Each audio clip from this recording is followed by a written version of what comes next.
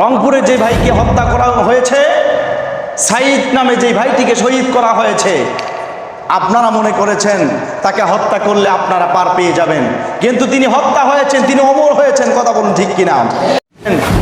মনে রাখবেন, নিরপরাধ মানুষের উপরে যখন আপনারা অত্যাচার করবেন, জাতি আপনাদেরকে এমনভাবে ফেলে দিবে, জুডিয়া টুমরো, এজিদ, ফিরাউন, নমরুদ, কারুন, আবু জেহেল, এদের নাম নেওয়ার মতো পৃথিবীতে যেমন কোনো মানুষ নাই, কোনো সন্তানের এদের নাম রাখা হয় না এদের নামে।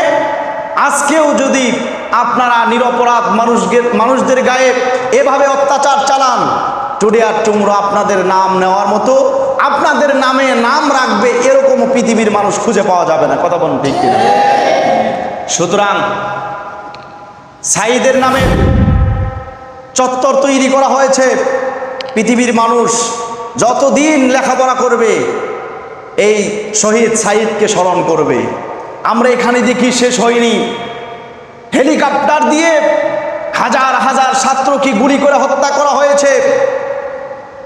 মনে রাখবেন, আল্লাহ তাআলা ছাড় দেয় কিন্তু কাউকে ছেড়ে দেয় না, ছাড় দেয় কিন্তু ছেড়ে দেয় না।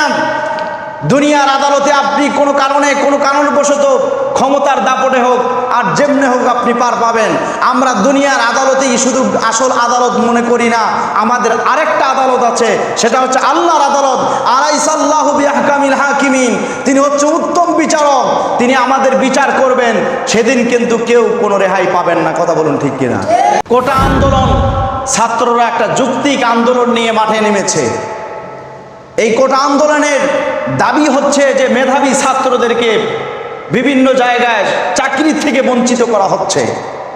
সেখানে মুক্তিযোদ্ধা থেকে অন্যান্য থেকে 56%, শতকরা 56 জন ছাত্র যদি এভাবে চাকরি পায়, সেই দেশে মেধাবী ছাত্র কিভাবে প্রতিষ্ঠিত হবে, মেধাবী ছাত্র কিভাবে তৈরি হবে? কথা বলুন ঠিক কিনা? একজন ছাত্র হাজার আশা আকাঙ্ক্ষা নিয়ে দিন রাত পরিশ্রম করে তিনি প্রতিষ্ঠিত হতে চান। তার মা বাবা হাজার হাজার লক্ষ লক্ষ টাকা খরচ করে তার সন্তানকে মেধাবী বানাতে চান, কিন্তু মেধাবী বানিয়ে কি হবে? যখন চাকরি ক্ষেত্রে যায় তখন ওই সন্তানের ক্ষেত্রে চাকরি মেধা দিয়ে তার চাকরি হয় না, তার হয় কোটা দিয়ে চাকরি। কথা বলুন ঠিক কিনা? আজকে বাংলাদেশের ছাত্ররা ন্যায্য অধিকারের দাবিতে তারা মাঠে নেমেছে, কিন্তু আমরা চিত্রটা কি দেখলাম? আমরা চিত্রটা দেখলাম নির্মমভাবে ছাত্রদেরকে হত্যা করা হলো। কথা বলুন ঠিক কিনা? তাদেরকে হত্যা করেই শেষ করা হয় নাই। বাংলাদেশ গোটা বিশ্ব যখন এগিয়ে চলেছে, সেই সময়ে আপনি হঠাৎ করে ইন্টারনেট বন্ধ করে দিলেন। ইন্টারনেট বন্ধ করে দেওয়ার মানে হচ্ছেই আপনি গোপনে হাজার হাজার ছাত্রকে হত্যা করতে চেয়েছেন। কথা বলুন ঠিক কিনা? এমনকি আমরা এখন যেটা তার তথ্য পাচ্ছি, হাজার হাজার ছাত্রকে আপনারা হত্যা করেছেন যাতে মিডিয়া প্রকাশ করতে না পারে, বিশ্ব যেন দেখতে না পারে। এভাবে আপনি হাজার হাজার নিরপরাধ ছেলেদেরকে, মেধাবী ছেলেদেরকে আপনারা যারা হত্যা করলেন, আপনাদের হত্যা আর এজিদের বাহিনীর হত্যা, কথা বলুন একই, ঠিক কিনা বলুন? পৃথিবীর মানুষ যতদিন লেখাপড়া করবে এই শহীদ সাইদকে স্মরণ করবে। আমরা এখানে দেখি শেষ হয়নি, হেলিকপ্টার দিয়ে হাজার হাজার ছাত্রকে গুলি করে হত্যা করা হয়েছে। মনে রাখবেন, আল্লাহ তাআলা ছাড় দেয় কিন্তু কাউকে ছেড়ে দেয় না, ছাড় দেয় কিন্তু ছেড়ে দেয় না। দুনিয়ার আদালতে আপনি কোনো কারণে কোনো কারণবশত ক্ষমতার দাপটে হোক আর যেমনে হোক আপনি পার পাবেন। আমরা দুনিয়ার আদালতেই শুধু আসল আদালত মনে করি না, আমাদের আরেকটা আদালত আছে, সেটা হচ্ছে আল্লাহর আদালত। আলাইসাল্লাহু বিআহকামিল হাকিমিন, তিনি হচ্ছে উত্তম বিচারক, তিনি আমাদের বিচার করবেন। সেদিন কিন্তু কেউ কোনো রেহাই পাবেন না। কথা বলুন ঠিক কিনা? সুতরাং মুহররম মাস হচ্ছে মুসলমানদের বিজয়ের মাস। আমরা মনে করি আশুরা মানে মুসলমানদের বিজয়, মুহররম মানে হচ্ছে মুসলমানদের বিজয়। আজকে ছাত্র আন্দোলন আপনার দমন করতে পারবেন না, আজকে ছাত্রদেরকে আপনি দমন করবেন, ক্ষমতা যেদিন আপনার হারিয়ে যাবে সেদিন আপনি লুকানোর রাস্তা খুঁজে পাবেন না। কথা বলুন ঠিক কিনা? প্রিয় ভাইয়েরা আমার, এই জন্য আমাদেরকে হকের পথে ইনসাফ যেখানে প্রতিষ্ঠিত হবে সেখানে আমাদেরকে ঝাঁপিয়ে পড়তে হবে। আমি আজকের বক্তব্য থেকে সেই সমস্ত মা এবং বাবাদেরকে বলতে চাই, আপনার সন্তান হারিয়েছেন, আপনাদের মনের কষ্ট আমরা বুঝতে পারি, আপনাদের যে ব্যথা আমরা বুঝতে পারি, কিন্তু আপনাদেরকে অনুরোধ করব, আপনারা সবর করুন। আপনি এর বিচার অবশ্যই অবশ্যই কিয়ামতের ময়দানে পাবেন। এর যা যা আল্লাহ তাআলা আপনাকে দিবে। আপনার ছেলে নিজের স্বার্থ হাসিলের জন্য রাজপথে লড়াই করে নাই। আপনার সন্তান এ জাতির ভাগ্য বদলানোর জন্য আন্দোলন করেছে। কথা বলুন ঠিক কিনা? অতএব যারা ইনসাফ প্রতিষ্ঠার জন্য আন্দোলন করে, ন্যায় প্রতিষ্ঠার জন্য যারা আন্দোলন করে, হাদিসে এসেছে ওরা শহীদ, ওরা শহীদ।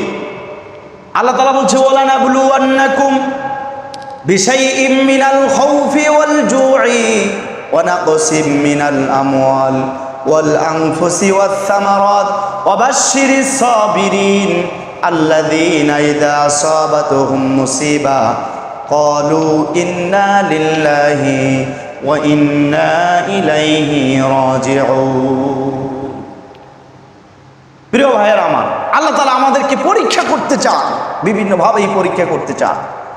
আমরা দেখেছি যারা শহীদ হয় তারা মরে না, তারা আল্লাহর কাছ থেকে রিজিক প্রাপ্ত হয়, তাদেরকে পৃথিবীর মানুষ শ্রদ্ধার সাথে স্মরণ করে। আমি আমার একজন ভাইয়ের কাছ থেকে খবর পেয়েছি, আপনারা ইন্টারনেট বন্ধ করে দিয়ে কি করেছেন? উনি বলেছেন, আমি 10 মিনিটে আমার চোখের সামনে 21টি লাশ আমি গুনেছি। 10 মিনিটে যদি একটি জায়গায় যদি আপনারা 21 জনকে হত্যা করতে পারেন, গোটা বাংলাদেশে আপনারা কোন চিত্র দেখিয়েছেন জাতিকে, জাতি কখনো ভুলে যাবে না। এ জাতি কখনো ভুলে যাবে না, এই আন্দোলন কখনো দমানো যাবে না। আজকে আপনারা দাবি মেনে নিয়েছেন, কিন্তু এতগুলো মানুষের জীবন যাওয়ার পরে দাবি মেনে নিয়েছেন। সমস্যা কোথায় আপনাদের? আপনাদের সমস্যা হচ্ছে আপনারা ক্ষমতা চিরঞ্জীব হতে চান, স্থায়িত্ব অর্জন করতে চান, গণতন্ত্রকে হত্যা করে আপনারা রাজতন্ত্র প্রতিষ্ঠিত করতে চান। প্রিয় ভাইয়েরা আমার, পৃথিবীতে একজনের চেয়ার, একজনের ক্ষমতা স্থায়ী, পৃথিবীতে আর কারো ক্ষমতা স্থায়ী নয়। যার ক্ষমতা স্থায়ী, ওসিয়া কুরসিয়্যুহুস সামাওয়াতি ওয়াল আরদ, তিনি হচ্ছেন আমার আল্লাহ তাআলার চেয়ারটা হচ্ছে স্থায়ী, তার চেয়ারে কোনো ক্ষয় হয় না, তার চেয়ার থেকে কেউ নামাতেও পারে না। কিন্তু পৃথিবীতে কত স্বৈরাচার চলে গেছে, কত দাপটশালী বাচ্চা চলে গেছে, কখনো কল্পনা করে নাই আমাকে মৃত্যুবরণ করতে হবে, কিন্তু তারা পৃথিবীর থেকে নির্মমভাবে বিদায় হয়েছে, জঘন্যভাবে বিদায় হয়েছে। যখন বিদায় হয়েছে তাদের বংশ বুনিয়া সব কিছু বিদায় হয়েছে। এজন্য আসুন, আমি আপনাদেরকে অনুরোধ করব, আপনারা যেই অত্যাচারগুলো সাধারণ মানুষের উপর চালিয়েছেন, আপনারা আর একটা গুলি নিরপরাধ মানুষের গায়ে চালাবেন না। আপনারা হয়তো কিছু মানুষের মন পাওয়ার জন্য নিরপরাধ মানুষদেরকে আপনারা হত্যা করছেন। আপনারা চাকরি প্রমোশন পাওয়ার জন্য আপনারা নিরপরাধ ছাত্রদের গায়ে গুলি করছেন। এজিদের বাহিনীও ঠিক এজিদের মন পাওয়ার জন্য হুসাইনকে হত্যা করেছিল, কিন্তু চাকরি প্রমোশনও হয় নাই, এরপরে তাকে বেতনও বাড়িয়ে দেওয়া হয় নাই। সুতরাং আপনি মনে করছেন ক্ষমতা আছি, যা মন চাই তাই করব। আপনাদের পূর্বের বেশি দিনকার কথা নয়, বেনজির আহমেদের দিকে একবার তাকায় দেখুন, উনি কখনো চিন্তা করে নাই আমার সম্পদ আমার কাল হয়ে দাঁড়িবে। তার সম্পদ নিরপরাধ মানুষের সম্পদগুলো লুণ্ঠন করেছে, যার কারণে আজকে তার সম্পদ তার দুনিয়াতেই কাল হয়ে দাঁড়িয়েছে। আখেরাতে তো আছেই, সেই সম্পদের কারণে আজকে সে দেশ ছাড়া আত্মগোপন করে আছে। সম্পদ দিয়ে কি হবে? বেনজির আহমেদ উনি হয়তো আইনের ফাঁক ফুকর দিয়ে ক্ষমতার দাপটে টাকার জোরে দুনিয়ার আদালত থেকে কোনোভাবেই মাপ পেতে পারে, কিন্তু আখিরাতের আদালতে আল্লাহর দরবারে হাজার হাজার মানুষ যখন তার বিরুদ্ধে আল্লাহর কাছে অভিযোগ দায়ের করবে, সেদিন কিন্তু আল্লাহ তাআলা তাকে ছাড় দিবে না। কথা বলুন ঠিক কিনা? এজন্য আপনারা অতীত থেকে শিক্ষা নেন। আপনাদের অবস্থা আমরা চাই না যে এরকম হোক। আমরা চাই আমরা শান্তিপ্রিয়ভাবে দেশে বসবাস করব। আমাদের ট্যাক্সে আপনারা চলেন, আমাদের টাকা দিয়ে আপনারা চলেন, আমাদের পরিশ্রম ঘাম ঝরানো টাকা দিয়ে আপনাদেরকে বেতন দেওয়া হয়। এটা ভুলে যাবেন না, ভুলে যাবেন না। এজন্য আপনাদেরকে বলছি, আপনারা দেশের পক্ষে কাজ করুন, জাতির পক্ষে কাজ করুন। দেশের জনগণ যেদিকে চায়, যেটা সাপোর্ট করে, সেটাকে আপনাকে সাপোর্ট করতে হবে।